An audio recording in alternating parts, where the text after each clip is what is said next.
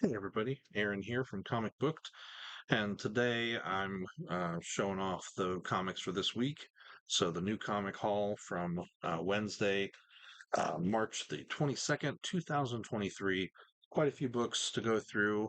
Some of them I picked up some back issues, and I'll show those to you too. But just wanted to start off with Nightwalkers #3, which came out this week. Cullen Bunn wrote this, and it looks pretty good.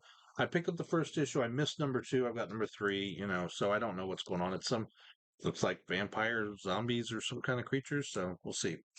Vanish #5 came out this week. Vanish is Donny Cates' new book, and Ryan Stegman working together on that. Really cool. It's about a guy who it's a world of magic, and the magic users kind of um, branded him as the villain, and then he uh, took out. I guess they took out a bunch of the bad guys, and the bad guy magic users are now in the world acting like superheroes. And so he's like, fine, if you want to cast me in the role of the villain, I'll play the villain. So he fights against them and trying to take them out every book. So it's pretty cool. It's a neat one.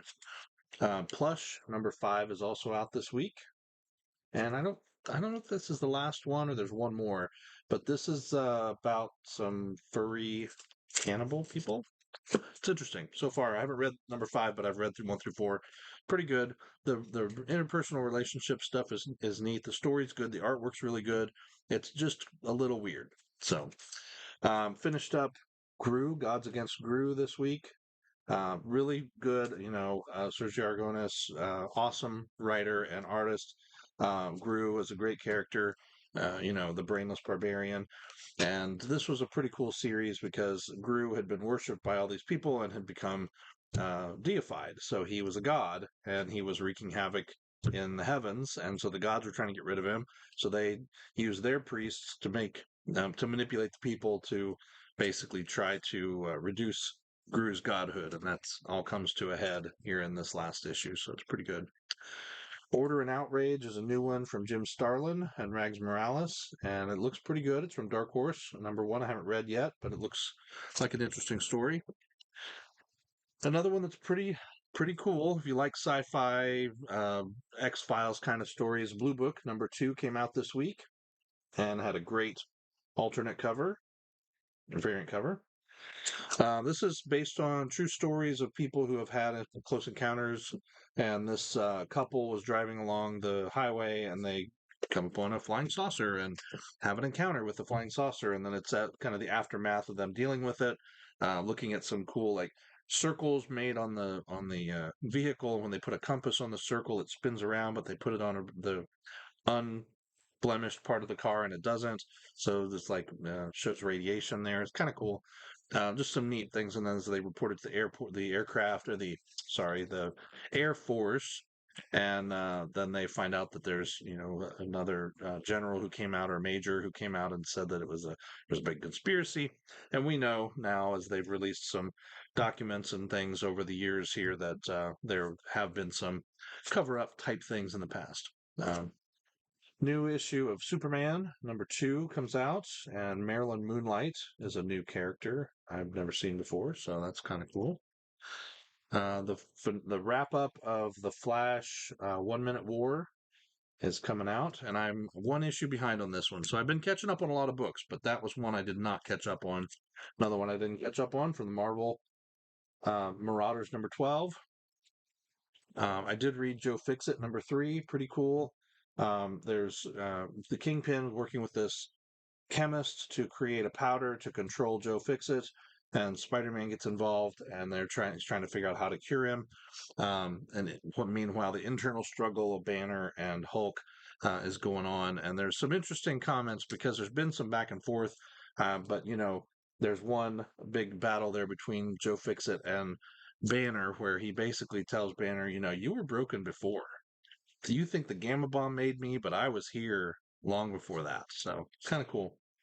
Amazing Spider-Man #22. Nice John Romita Jr. cover.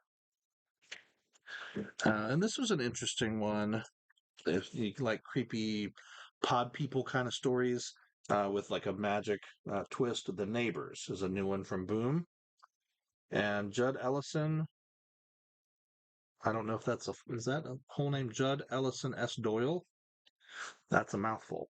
And Alessandro Santorio, Letizia Cadanici, working on this book. Really good cover, and this was an awesome second cover, a variant cover. There's definitely something weird going on in the neighborhood. New family moves in, um, and they right off the bat you've got the mom who left her family, left her husband for who she thought was a woman who turns out to be a trans woman. So, and then she has two children, which I don't adopted. I'm not sure. Different fathers, maybe. It's really an odd family makeup. So, yeah, it's something to read, right? Grimm #9 is out this week as they enter the first gateway to hell, first portal. Um, they're trying to, the whole thing. Death is gone, so therefore nobody's dying. Hell is going, hey, where's all the new people? And it's in chaos. There's a lot of political manipulation going on. It's really good. It's a good story so far. Darkland #4 was out this week, and this is pretty cool.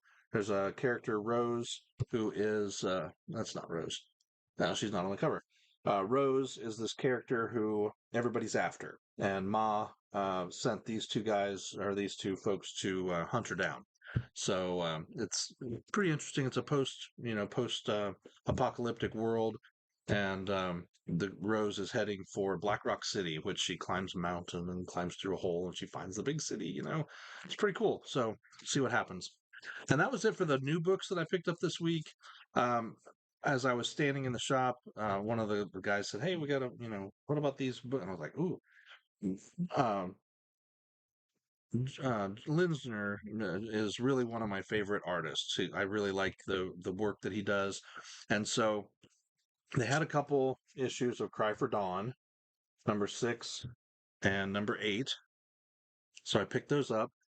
I don't have a full set of Cry for Dawn, but I'd love to finish that set out. I got Crypt of Dawn #1 as well. And they also had this nice little Crypt of Dawn #1 special edition or limited edition. And it had this. It says, "This book has no certificate because you, dear reader, are cooler than that." Signed by Joseph Michael Linsner. So that was kind of cool. Crypt for Dawn #2 with the regular cover. And then the Dawn Limited #6.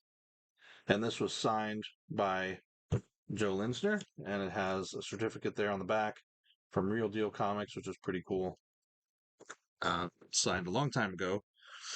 This is Dawn, Return of the Goddess. This is the limited edition, so this was limited to 3,500 copies, signed by Mr. Linsner, and it has a nice certificate and kind of a little letter to the readers, which is cool. And it's numbered as well out of 3,500, so that was pretty neat.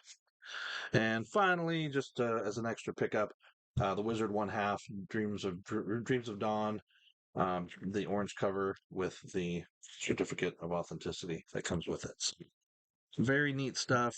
Um, let me know. Let me know what you think. I know a lot of people have a lot of different taste in comics. There's a lot of stuff out there, but let me know what you think, what you picked up this week. Leave me some comments. I haven't got a comment for I don't know the last couple weeks, so if you're watching, just say hi. Even that would be great. I appreciate it.